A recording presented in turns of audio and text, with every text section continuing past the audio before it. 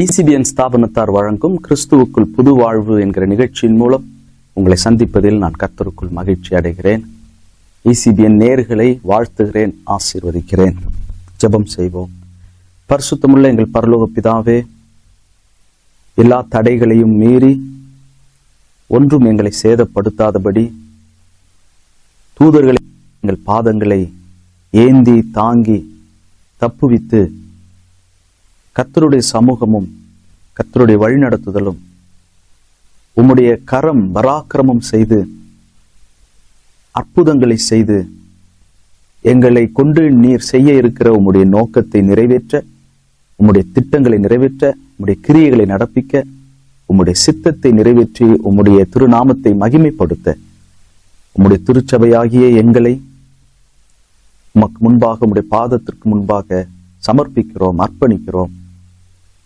எங்களை கொண்டு நீர் மகிமைப்படும் உம்முடைய சத்தியத்தை இன்னும் அநேகருக்கு எடுத்து சொல்லுகிற உம்முடைய ஊழியர்களாக பயன்படுத்தும். காலம் சமீபமாயிருக்கிறது, எல்லாவற்றுக்கும் முடிவு சமீபமாயிற்று.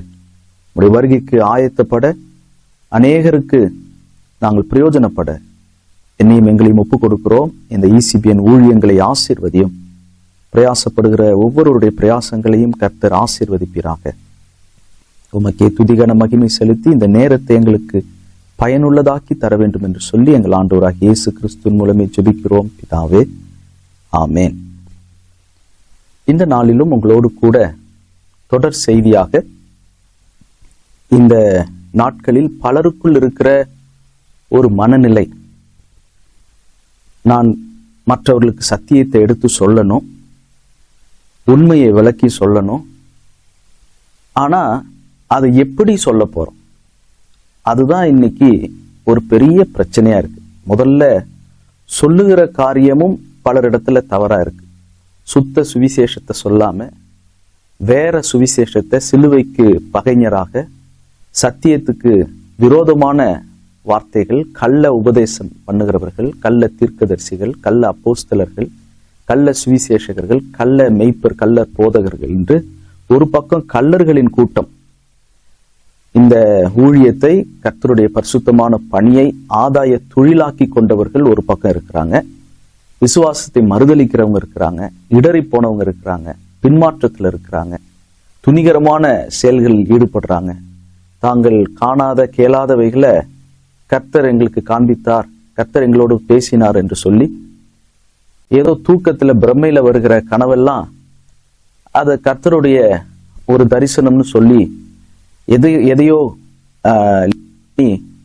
அதை குழப்பி கொண்டிருக்கிற, தன்னைத்தானே குழப்பி கொண்டு மற்றவர்களையும் குழப்புகிற ஒரு கூட்டம் ஒரு பக்கம் இருக்கிறாங்க. இன்னொரு பக்கம் கர்த்தர் சொல்லாததை சொல்றதும், கர்த்தர் சொல்லுகிறத மறைத்து தன்னுடைய பார்வையில் தன்னை நியாயப்படுத்த கர்த்தருடைய வார்த்தையை எடுத்து சொல்லுகிறவர்கள் உண்டு. வேறு ஒரு கூட்டம் இப்படி கர்த்தருடைய வார்த்தையை போதிக்கிற பணி செய்யும் போது வசன தெளிவு உண்டாக்காம அந்த பதவியை, அந்த பொறுப்பை ஒரு பதவியாக, ஒரு அதிகாரமாக பார்த்து அங்க அதிகாரம் செலுத்த, சபிக்க, திட்ட, கண்டிக்க, கட்டுப்படுத்த, கட்டுப்பாட்டுக்குள்ள கொண்டு வர, அடக்கி ஆள, ஒரு எகிப்தியர்களைப் போல இஸ்ரவேல் மக்களை சாட்டையை கொண்டு அடக்கி நடத்தின எகிப்தியர்களைப் போல ஒரு டாஸ்க் மாஸ்டர், ஒரு வேலையை செய்து முடிப்பதற்கு இஸ்ரவேல் மக்களை எகிப்தியர்கள் பயன்படுத்தியது போல மக்களை பயன்படுத்தி கொள்ளுகிற கூட்டமும் உண்டு. அதுலயும் குறிப்பா தனக்கு சொந்தமான, தனக்கு ஆதாயமான, தன்னுடைய வாழ்வை மேம்படுத்தி கொள்ள, ஆடம்பரத்தை பெருக்கிக் கொள்ள மக்களையும், மக்களுடையவைகளையும், அவர்களுடைய பணங்களையும் பொருட்களையும் நோக்கமாக வைத்து அதையே ஒரு ஊழியமாக செய்கிறவர்கள் உண்டு. இப்படி எல்லாம் அடுக்கி அதுல பயன்படுத்தப்படுகிற ஒரு ஆயுதம் கண்டிப்பு, சிக்ஷை. நாங்கள் கண்டித்து போதிக்கிறோம், திட்டி போதிக்கிறோம், நாங்கள் நியாயம் தீர்த்து போதிக்கல, ஆனா கண்டித்து போதிக்கிறோம். அந்த கண்டிப்பு, அந்த சிக்ஷை, அந்த ஸ்ட்ரிக்ட் என்கிற அந்த ஒரு டிசிப்ளின்குள்ள இருக்கணும்னு சொல்லி அதற்கு முக்கியத்துவம் கொடுக்கிற ஒரு காரியத்தை இன்றைக்கு உங்களோடு பகிர்ந்து கொள்ள விரும்புகிறேன். இது ரொம்ப ஒரு கருகலான ஒரு சத்தியம், கருகலான ஒரு மனநிலை. இதுல ஒரு நூல் அளவு தான், இந்த பக்கம் போயிட்டா அந்த பக்கம் போயிட்டா வேற விதமாக புரிந்து கொள்ளப்படும். அதனால கர்த்தருடைய ஆவியானவர் இதை பேசும்போதும் இதை கேட்கும் போதும் நம்முடைய இருதயங்களில் பரிசுத்த ஆவியானவர் தான் கிரியை செய்யணும். கர்த்தருடைய வார்த்தையை புரிந்து கொள்வதற்கு கர்த்தர் தான் இருதயத்தை திறக்கணும். லீதியாளுடைய இருதயத்தை திறந்த மாதிரி. பொதுவா இது எப்படி வருது அப்படின்னு கேட்டா, வளர்ப்பு, அவங்க காலங்கள்ல அவங்க வளர்ந்த விதம், அவங்க அப்பா அம்மா அடிச்சு வளர்த்துருப்பாங்க, அவங்களுடைய ஆசிரியர்கள் டீச்சர்ஸ் அடிச்சு முட்டி போட்டு உப்புல முட்டி போட்டு இன்னும் ஸ்கேல்ல அடிக்கிறது, பலார்னு அறையிறது, மண்டையில கொட்டுறது, பலவிதமான தண்டனைகளை சிறு வயதுல அனுபவித்து கண்டிப்புல வளர்ந்தவர்கள். அதுலயும் குறிப்பாக கிறிஸ்துவை ஏற்றுக்கொள்வதற்கு முன் கொடூரமாக விக்கிரகங்களை வணங்கி கொண்டிருந்தவர்கள், தீ மிதிப்பது, அலகு குத்துவது, ஒரு கடினமான முறையில் மாம்ச கிரியைகளின் மூலமாகத்தான் கடவுளை அடைய முடியும், தன் உடலை வருத்தி தன் உடலை சாட்டையில் அடித்துக் கொள்ளுகிறவர்களை கேள்விப்பட்டிருக்கிறோம்.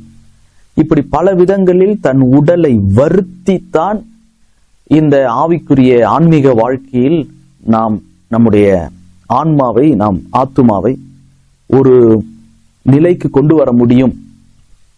அதுக்கு பல யாகங்கள், பல விதமான தியாகங்கள் செய்ய வேண்டும் என்கிற ஒரு விதமான ஒரு புரிதல்ல அவங்களுடைய வாழ்க்கையில கிறிஸ்துவை ஏற்றுக்கொள்வதற்கு முன் இருந்தவர்களாக இருக்கலாம், அல்லது அதிகமான கண்டிப்புல வளர்ந்திருக்கலாம், அல்லது தங்களுடைய வாழ்க்கையில தங்களுக்கு எதுவுமே கிடைக்கலன்ற வெறுப்புல, ஒரு விரக்தியில, ஒரு விதமான ஒரு இறுக்கமான மனநிலை. குறிப்பா அவங்க எதிர்பார்த்தபடி அவங்களுக்கு மனைவி அமைந்திருக்க வாய்ப்பு இல்லாமல் இருக்கலாம். அவங்க எதிர்பார்த்தபடி கணவன் அமையாமல் இருந்திருக்கலாம். தான் எதிர்பார்த்தபடி ஒண்ணு தனக்கு கிடைக்கல, நடக்கல, அல்லது அதிகமான அதீத கண்டிப்பு, அல்லது கிறிஸ்துவை ஏற்றுக்கொள்வதற்கு முன் இருந்த அந்த மத ரீதியான அந்த வழிபாடுகள் அது ரொம்ப இறுக்கமா, அது ரொம்ப கடினமான பாதையாக இருந்திருக்கலாம். இப்படிப்பட்ட பின்னணி, இப்படிப்பட்ட மனநிலைகள் சைக்காலஜிக்கலி அவங்கள ஒரு விதமான ஒரு பர்சனாலிட்டியா அவங்கள உருவாக்குது.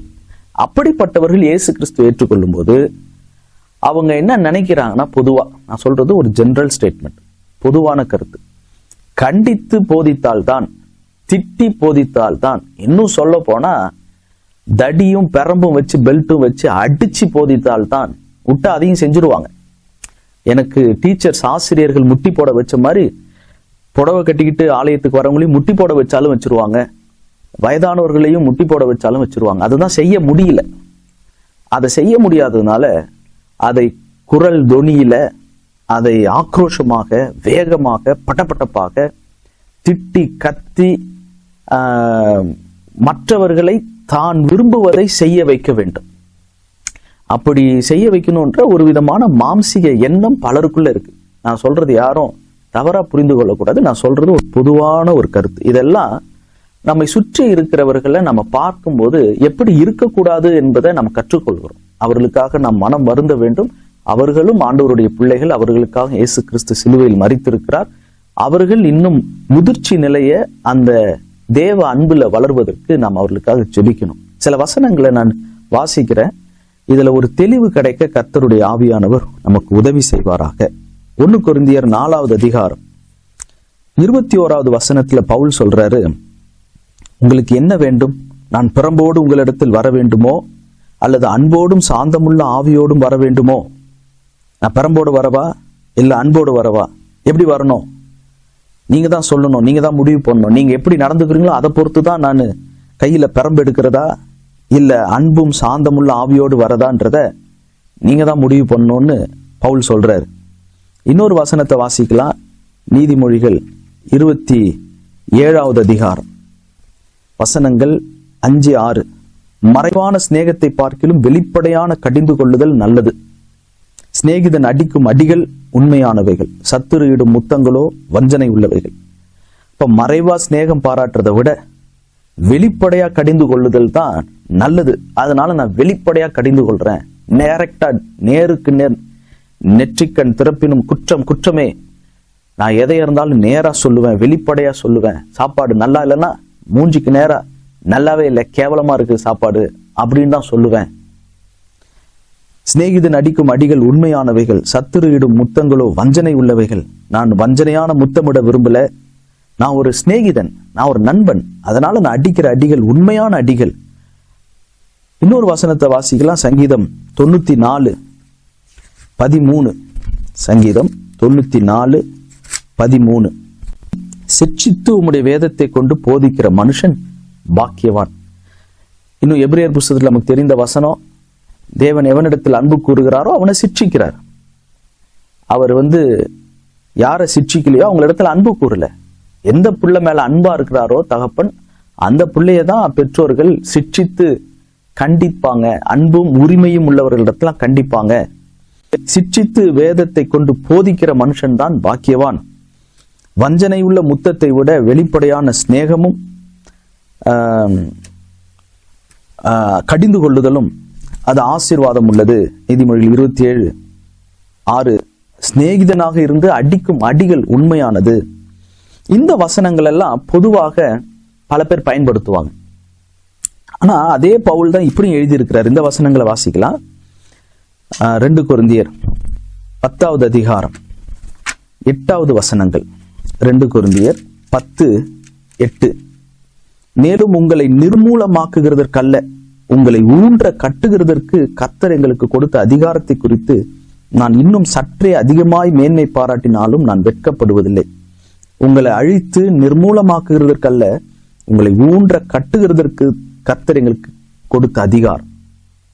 மற்றவர்களை பில்ட் பண்ணணும், கட்டணும், அவங்களும் தேரணும், வளரணும் என்கிறதற்கான ஒரு அதிகாரத்தை கர்த்தரிடத்திலிருந்து பெற்றிருக்கிறேன்னு சொல்லி பவுல் சொல்றாரு. 2 கொரிந்தியர் 13:10 சொல்றாரு, ஆனதால் இடித்து போட அல்ல, ஊன்ற கட்டவே கர்த்தர் எனக்கு கொடுத்த அதிகாரத்தின்படி நான் உங்களிடத்தில் வந்திருக்கும் போது கண்டிதம் பண்ணாதபடிக்கு நான் தூரமா இருந்து இவைகளை எழுதுகிறேன். நான் தூரத்துல இருந்து இவைகளை உங்களுக்கு எழுதுறேன். ஆனா உங்ககிட்ட இருக்கும்போது, உங்களிடத்தில் வந்திருக்கும் போது நான் கண்டிதம் பண்ணல, நான் உங்களை திட்டல, தூரமா இருந்துதான் இவைகளை நான் உங்களுக்கு எழுதுறேன்னு சொல்றேன். இன்னும் 2 கொரிந்தியர் 11:29, ஒருவன் பலவீனனானால் நானும் பலவீனன் ஆகிறதில்லையோ, ஒருவன் இடறினால் என் மனம் எரியாதிருக்குமோ. சிட்சிப்பது, கண்டிப்பது, சிநேகிக்கிற சிநேகிதனாக மற்றவர்கள் மீது அடிக்கிற அடி உண்மையான அடிகள். மறைவான சிநேகத்தை பார்க்கிலும் வெளிப்படையான கடிந்து கொள்ளுதல் தான் நல்லது. நேசிக்கிற பிள்ளையதான் தகப்பன் சிட்சிக்கிறார், எல்லாம் ஓகே. ஆனா அந்த நபர் பலவீனனானால், அந்த இன்னொருத்தர் இடறினால் என் மனம் எரிகிறதா? இன்னொருவர் பலவீனர் ஆனால் நானும் பலவீனன் ஆகிறேனா? அந்த அளவுக்கு ஒரு மன ஒற்றுமை, ஒரு மனம், அந்த ஐக்கியம், மற்றவர்களுக்கான ஒரு அக்கறை, கரிசனை, இடித்து போட அல்ல, நிர்மூலமாக்கல்ல, கட்டுகிறதற்கு தான் அதிகாரம் பெற்றிருக்கிறேன். ஆனா நான் கண்டித்தாலும் சிட்சித்தாலும் மிரட்டினாலும் அதுவும் கட்டுகிறதற்காக தாங்க செய்யறேன் அப்படின்னு சொல்லுவாங்க, பலர் சொல்றோம். ஆனா அதை எப்படி நாம் இன்றைய காலத்துல, அதுவும் குறிப்பா இந்த நாட்கள்ல தேவனுடைய பணியில் இருக்கிறவங்க இதை எப்படி நாம் செய்ய வேண்டும், எப்படி இதை கொண்டு போக வேண்டும்? முதலாவது நாம் செய்ய வேண்டியது என்ன? லூக்கா 17:3. லூக்கா எழுதின சுவிசேஷம் 17வது அதிகாரம் 3வது வசனம். உங்களை குறித்து எச்சரிக்கையாய் இருங்கள். உன் சகோதரன் உனக்கு விரோதமாய் குற்றம் செய்தால் அவனை கடிந்து கொள், அவன் மனஸ்தாபப்பட்டால் அவனுக்கு மன்னிப்பாயாக. உன் சகோதரன் உனக்கு விரோதமாக குற்றம் செய்தால் அவனை கடிந்து கொள். அதாவது அவங்க குற்றம் செய்தால் கடிந்து கொள்ளணும், மனஸ்தாபப்பட்டால் மன்னிக்கணும். ஒரு நாளில் ஒருவன் 7 தரம் உனக்கு விரோதமாய் குற்றம் செய்து 7 தரமும் உன்னிடத்தில் வந்து நான் மனஸ்தாபப்படுகிறேன் என்று சொன்னால் அவனுக்கு மன்னிப்பாயாக. மனஸ்தாபப்பட்டால் மன்னிக்கணும், குற்றம் செய்தால் கடிந்து கொள்ளணும், கண்டிக்கணும். ஆனா அதுக்கு முன்னதாக உங்களை குறித்து எச்சரிக்கையாய் இருங்கள். Pay attention to your self. Be careful. Watch your self.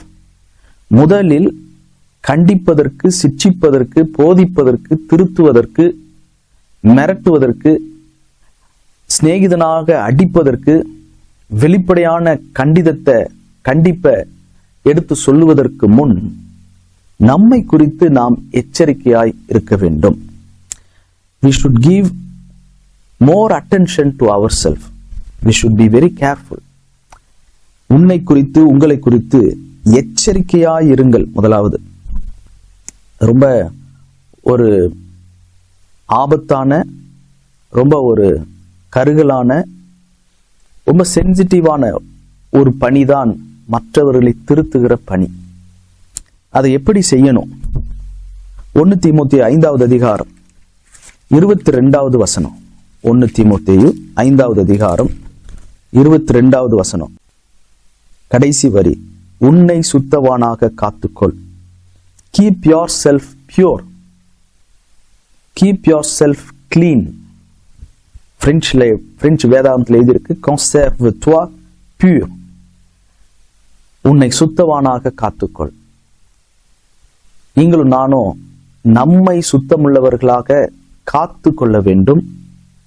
Pure, clean, ஒரு பரிசுத்தத்திற்கு முக்கியத்துவம் கொடுத்து நம்மை குறித்து எச்சரிக்கையாய் இருந்து நாம் இந்த பணியில், இந்த மற்றவர்களை திருத்துகிற, உற்சாகப்படுத்துகிற, கட்டுகிற பணியில் மிக கவனமாக செயல்படணும். 1 தீமோத்தேயு 4:12 வாசிக்கிறோம், ஒருவனும் உன்னை அசட்டை பண்ணாதபடிக்கு விசுவாசிகளுக்கு மாதிரியாயிரு. மற்றவங்க நம்மள அசட்டை பண்ணிட்டாங்கன்னா அதுக்கப்புறம் நம்ம என்ன கண்டித்தாலும், சிட்சித்தாலும், சிநேகிதன் போல அடிக்கிற அடிகளாக வெளியரங்கமாக கண்டித்தாலும் அது போய் சேராது. மற்றவர்கள் நம்மை அசட்டை பண்ணக்கூடாது. அப்படி அசட்டை பண்ணாதபடிக்கு ஒரு மாதிரி உள்ள ஒரு வாழ்க்கை, ஒரு மாதிரியான வாழ்க்கையில ஒரு மாதிரி உள்ள ஒரு வாழ்க்கை. Be a role model, be an example. Don't let anyone look down on you. உன்னை மட்டமாக, உன்னை கேவலமாக, உன்னை அசட்டை பண்ணுகிற விதத்தில் உன்னை கீழே பார்க்கிற மாதிரி நீ உன் தரத்தை குறைத்து கொள்ளாதே. எல்லாம் கண்டிக்கிறோம், சிட்சிக்கிறோம், மிரட்டுறோம், கண்டிக்கிறோம், எல்லாமே நல்ல நோக்கத்துக்கு. ஆனா ஆப்பம் தீஞ்சிருச்சுன்னா கோவம் வருது, தரம் குறையுது. எல்லாம் பேசிட்டு நார்மலா எல்லாரும் உட்கார்ந்து பேசிட்டு இருக்கிற நேரத்துல நகைச்சுவைன்ற பேர்ல கிண்டல், நக்கல், மற்றவங்களிடத்துல காயப்படுத்தி பேசுகிற வார்த்தைகள், இன்னொருத்தவங்களுடைய ட்ரெஸ், அவங்களுடைய உடல், அவங்க வீட்டுல இருக்கிற பொருட்கள், இத நியாயம் தீர்க்கிறது. கண்டிக்கிறதுனா 24 மணி நேரமும் கண்டிச்சுக்கிட்டே இருக்கக்கூடாது. ஒரு தவறு, அந்த தவறுக்கு கண்டிக்கணும். ஆனா எல்லாமே அவங்க உடுத்துறது, அவங்க வீட்டினுடைய பொருட்கள், அவங்களுடைய பேச்சு, அவங்களுடைய உணவு, சமையல், அவங்க வாங்கியிருக்கிற காரு, வீடு, பிள்ளைங்களுடைய பேரு, இது என்ன பேர் வச்சிருக்கிறீங்க, இப்படியா பேர் வைக்கிறது, ஏன் தமிழ் பேர் வைக்க கூடாதா, ஏன் எப்ரேயம் பேர் வைக்கல, ஏன் இங்கிலீஷ் பேர் வைக்கல, இது அசிங்கமா இருக்கு இந்த பேருன்னு சொல்லி எல்லாத்துக்குமே மற்றவங்கள்ட்ட சிடு சிடுன்னு கோவப்பட்டுக்கிட்டு, அதுலயும் குறிப்பா வீட்டுக்குள்ள மனைவி கிட்ட கோவப்பட்டுக்கிட்டு, சில பேர் மனைவிட்ட கோவப்பட்டு அதிகம் திட்டுவாங்க, சில பேர் மனைவியை மதிக்க மாட்டாங்க, சில பேர் மனைவிட்ட பேசவே மாட்டாங்க. அது கணவருக்கும் பொருந்தும். கணவர் இடத்துல மரியாதை இல்லை, கணவரை நேசிக்கிறது இல்லை, கணவரை குறித்து மற்றவர்களிடத்துல தவறா மரியாதையை குறைத்து பேசுவது, இந்த மாதிரி எல்லாம் மற்றவர்கள் நம்மை அசட்டை பண்ணுகிற மாதிரி நடந்துக்கிட்டு விசுவாசிகளுக்கு முன்பாக மாதிரியான ஒரு ரோல் மாடலா இல்லாம இருந்தால், அவங்க போய் கண்டிக்கும் போது, அவங்க போய் சிட்சிக்கும் போது, அவங்க போய் சிநேகம் பாராட்டி அடிக்கும் போது அது ஏற்றுக்கொள்ளப்படாது. Don't let anyone look down on you, but set an example. எல்லாம் கண்டித்து பேசுவாங்க பைபிள்ல இருந்து. ஆனா ஒரு போன் கால் வந்துருச்சுன்னா போதும், மூக்கு வேர்த்துரும், மூக்குக்கு மேல கோபம் வரும். பல பேருடைய மூக்குக்கு மேல கோபம் வருவதை நான் பார்த்திருக்கிறேன்.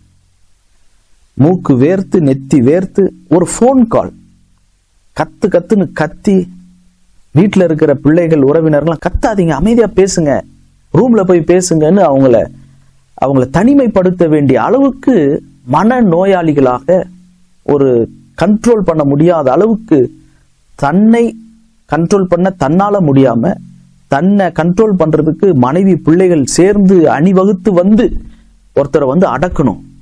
ஒரு போன் காலுக்காக ஏன் இவ்வளவு பதறீங்க? அது கடைசியா பார்த்தா உப்பு சப்புக்கு பிரயோஜனம் இல்லாத ஒரு பேச்சா இருக்கும். எதையோ ஒரு கருத்து ஒரு வசனத்துல ஒரு வேறு விதமான ஒரு கண்ணோட்டத்துல சொல்லியிருக்கலாம், அல்லது ஏதோ தன்னுடைய பார்வையில தன்னுடைய கண்ணோட்டத்துல இல்லாத ஒரு காரியத்தை இன்னொருத்தவங்க சொல்லியிருக்கலாம், அல்ல தன்னை முன்னுரிமைப்படுத்தி மரியாதை கொடுக்காத ஒரு செயலாக ஒரு விழாவுக்கு அழைக்காமல் இருந்திருக்கலாம். அதுக்கு வரும் பாருங்க கோபம். Be an example. French Bible எழுதியிருக்கு sois an exemple, sois un modèle. Don't let anyone think less of you. உன்னை மற்றவர்கள் குறைத்து மதிப்பு மட்டும் இல்ல, உன்னை குறித்து குறைவா நினைக்க கூடாது. அதற்கு ஒருவனும் உன்னை அசட்டை பண்ணாதபடிக்கு எப்படி மாதிரியா இருக்கிறது? உன் வார்த்தையில் மாதிரியாயிரு, உன் நடக்கையில் மாதிரியாயிரு, உன் அன்பில் மாதிரியாயிரு, உன்னுடைய ஆவியிலும் மாதிரியாயிரு, உன் விசுவாசத்தில் மாதிரியாயிரு, உன்னுடைய கற்புள்ள ஜீவியம், உன்னுடைய கற்பில் விசுவாசிகளுக்கு மாதிரியாயிரு. மூன்றாவது, லூக்கா 22:32. லூக்கா எழுதின சுவிசேஷம் 22:32. நீ குணப்பட்ட பின்பு உன் சகோதரரை ஸ்திரப்படுத்து. When you have repented and turned to me again, strengthen your brothers and sisters, establish them, restore them.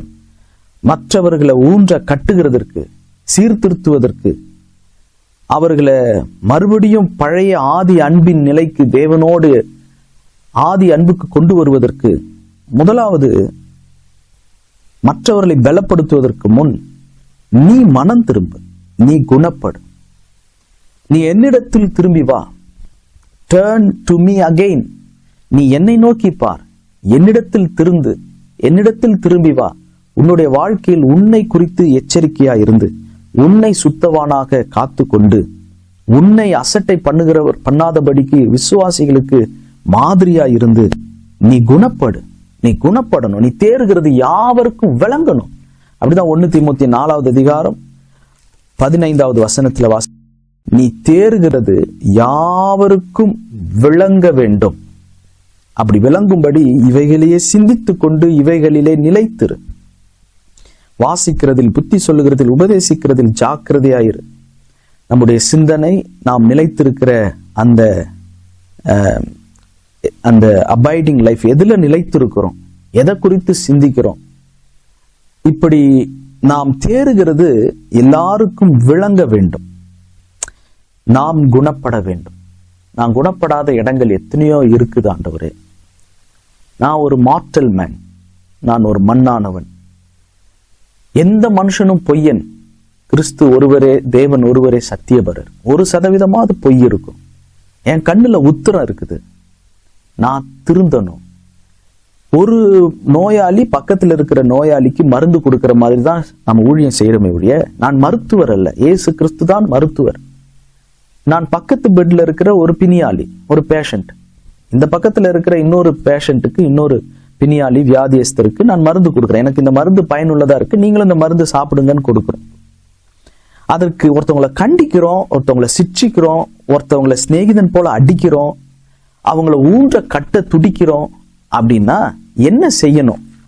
அப்போஸ்தலர் 20 இதனுடைய தொடர்ச்சி அடுத்த கூட்டத்தில் நான் பகிர்ந்து கொள்றேன். அப்போஸ்தலர் 20 26 பவுல் எப்படி தனக்கு கொடுக்கப்பட்ட அந்த 3 வருஷ ஊழியத்துல எபேசு சபையினுடைய அந்த புது விசுவாசிகளை மூப்பர்களாக உருவாவதற்கு அவர்கள் எப்படி உருவாக்கினார். எபேசு சபையில் இருக்கிற மூப்பர்களை தான் வரவழைத்து அவங்கள மூப்பர்களை வரவழைத்து பேசுறாருன்னா, அவங்க ஆரம்பத்தில் என்ன வந்திருப்பாங்க? ஊழியர்கள், முதலாவது இயேசு கிறிஸ்து ஏற்றுக்கொண்ட விசுவாசிகளாக ஆரம்பித்தவர்கள் இன்னைக்கு ஊழியர்களான நிலைக்கு உயர்த்தப்பட்டிருக்கிறாங்கன்னா, அப்ப பவுல் எவ்வளவு அவங்கள திருத்தி இருக்க வேண்டும், கரெக்ட் பண்ணிருக்கணும், அவங்கள கண்டித்து புத்தி சொல்லி போதித்திருக்க வேண்டும். ஆனா பவுல் சொல்றது, அவருடைய அந்த கண்டிப்பு, அவர்களுக்காக அவர் எடுத்த பிரயாசம், அவர்களை ஊன்ற கட்டுவதற்கு அவருக்கு கர்த்தர் கொடுத்த அதிகாரம், இது எல்லாத்தையும் அழகா சொல்லியிருக்கிறார் அப்போஸ்தலர் 20:26. தேவனுடைய ஆலோசனையில் ஒன்றையும் நான் மறைத்து வைக்காமல் எல்லாவற்றையும் உங்களுக்கு அறிவித்தேன். 20வது வசனம், பிரயோஜனமானவைகளில் ஒன்றையும் நான் உங்களுக்கு மறைத்து வைக்காமல் வெளியரங்கமாக வீடுகள் தோறும் உங்களுக்கு பிரசங்கித்து உபதேசம் பண்ணினேன்.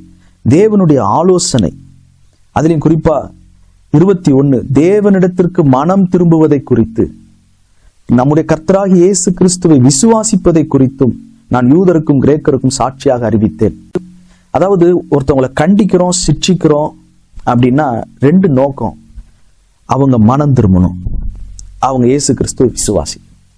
இதுக்குதான் கண்டிக்கணும், இதுக்குதான் சிட்சிக்கணும், என்னை குறித்து எச்சரிக்கையா இருக்கணும், என்னை சுத்தவானாக காத்துக்கொள்ளணும், மற்றவர்கள் என்னை அசட்டை பண்ணாதபடிக்கு விசுவாசிகளுக்கு மாதிரியாக நான் குணப்பட்ட பின்பு சகோதரர்களை ஸ்திரப்படுத்துறேன் அப்படின்னா, நான் இயேசு கிறிஸ்துவ விசுவாசிக்கிறேனா, நான் தேவனிடத்திற்கு மனம் திரும்பி இருக்கிறேனா, மற்றவர்களும் தேவனிடத்தில் மனம் திரும்புவதற்கு, அவர்களும் கர்த்தராகிய இயேசு கிறிஸ்துவை விசுவாசிப்பதற்கு வழி நடத்துகிற, உதவி செய்கிற, ஸ்திரப்படுத்துகிற அந்த பணிதான்.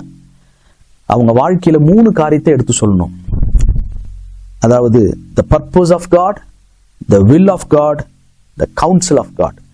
தேவனுடைய நோக்கம் என்ன, உங்களை குறித்த தேவ நோக்கம் என்ன, ஏன் தேவ நோக்கத்தை விட்டு வெளியே போறீங்க, உங்களுக்கான தேவ சித்தம் என்ன, அந்த சித்தத்தை விட்டு, தேவ சித்தத்தை விட்டு ஏன் வெளியே போறீங்க, அந்த தேவனுடைய ஆலோசனைய பிரயோஜனமானத நீங்க மனம் திரும்பணும், நீங்க இயேசு கிறிஸ்துவை விசுவாசிக்கணும், விசுவாசத்துல நீங்க வளரணும் என்பதற்காக எடுத்து சொல்லுகிற அந்த சிற்றை, அந்த கண்டிப்பு, அந்த போதனை, அந்த சிநேகிதன் அடிக்கும் அடிகள், வெளியரங்கமான கண்டிப்பு, இது எல்லாத்தையும் ஒரே வார்த்தையில சொல்லணும்னா மத்தேயு 18:3வது வசனம், இந்த வசனத்தை வாசித்து ஜெபிப்போம். மத்தேயு 18வது அதிகாரம் 3வது வசனம், நீங்கள் மனம் திரும்பி பிள்ளைகளைப் போல் ஆகாவிட்டால் பரலோக ராஜ்யத்தில் பிரவேசிக்க மாட்டீர்கள் என்று மெய்யாகவே உங்களுக்கு சொல்லுகிறேன். கண்டிக்கிறவர்களே, சிட்சிக்கிறவர்களே, அடித்து கண்டித்து சிட்சித்து மிரட்டி மற்றவர்களை அதிகாரம் செலுத்தி போதிக்கணும்னு நினைக்கிறது எந்த நோக்கத்தில், எந்த அடிப்படையில், எப்படிப்பட்ட ஆவிக்குரிய நிலையில் செய்கிறோம்? நீங்கள் பிள்ளைகளைப் போல் ஆக வேண்டும். Unless you turn from your sins and become like little children, you will never get into the kingdom of heaven. அது பேசிக் இங்கிலீஷ்ல எழுதியிருக்கு BBEல, if you do not have a change of heart and become like little children, you will not go into the kingdom of heaven. நீயே உள்ள போக மாட்ட, மற்றவனை உள்ள போறதுக்கு ஏன் துடிக்கிற? நான் உள்ள போறதுக்கு நான் குணப்படணும், நான் குழந்தையை போல மனம் திரும்பி பிள்ளைகளை போல ஆகாவிட்டால் பரலோக ராஜ்யத்தில் பிரவேசிக்க முடியாது. நம்மை குறித்து எச்சரிக்கையா இருப்போம், நம்மை சுத்தவானாக காத்துக்கொள்வோம், அசட்டை பண்ணாதபடிக்கு விசுவாசிகளுக்கு மாதிரியா இருப்போம், நாம் குணப்படுவோம். மற்றவர்களை ஸ்திரப்படுத்துவதற்கு முன்பாக தேவனுடைய ஆலோசனையை மறைக்காம மற்றவர்கள் இயேசு கிறிஸ்துவை விசுவாசிப்பதற்கும் அவர்கள் தேவனிடத்திற்கு மனம் திரும்புவதற்கும் தேவனுடைய நோக்கத்தை அவர்கள் வாழ்க்கையில் புரிந்து கொள்வதற்கு பிள்ளைகளைப் போல மாறி, ஒரு குழந்தையைப் போல நானும் நீங்களும் மாறி, ஒரு குழந்தை கண்டிக்கிற மாதிரி கண்டிக்கிற இருதயத்தை கர்த்தர் நமக்கு தருவாராக. ஜெபம் செய்வோம். பரலோக பிதாவே, உம்முடைய சித்தத்திற்கு உம்முடைய சபையை ஒப்பு கொடுக்கிறோம். ஏதோ சுய பலத்தில், மனுஷ ஞானத்தில் அதிகாரம் இருக்கு, பதவி இருக்கு என்பதற்காக அனாவசியமான வார்த்தைகளை சொல்லி எதுக்கெடுத்தாலும் திட்டிக்கிட்டே இருக்கிற, திட்டுதல் தான் அதிகாரம், அதிகாரம் தான் ஊழியம் என்கிற மனநிலையை இல்லாமல் பிள்ளைகளைப் போல் மாறி நாங்கள் மற்றவர்களுக்கு தேவனுடைய ஆலோசனையையும் பிரயோஜனமானவைகளையும் எடுத்து சொல்ல, மற்றவர்கள் எப்படியாவது உம்மை விசுவாசிக்க வேண்டும், விசுவாசத்தில் நிலைத்திருக்க வேண்டும், அவர்கள் உம் பக்கம் தேவனிடத்திற்கு மனம் திரும்ப வேண்டும். இதற்கு எடுக்கிற முயற்சிகள் ஒரு விசுவாசியை எபேசு சபையின் மூப்பனாக உருவாக்கி விடும். அப்படிப்பட்ட கிருபையை கர்த்தர் எங்களுக்கும் தருவீராக. எங்கள் ஆண்டவராகிய இயேசு கிறிஸ்துவின் பாதத்தை முத்தமிட்டு இந்த செய்தி அநேகரை உருவாக்க வேண்டும் சொல்லி பாரத்தோடு ஜெபிக்கிறேன் பிதாவே. ஆமென்.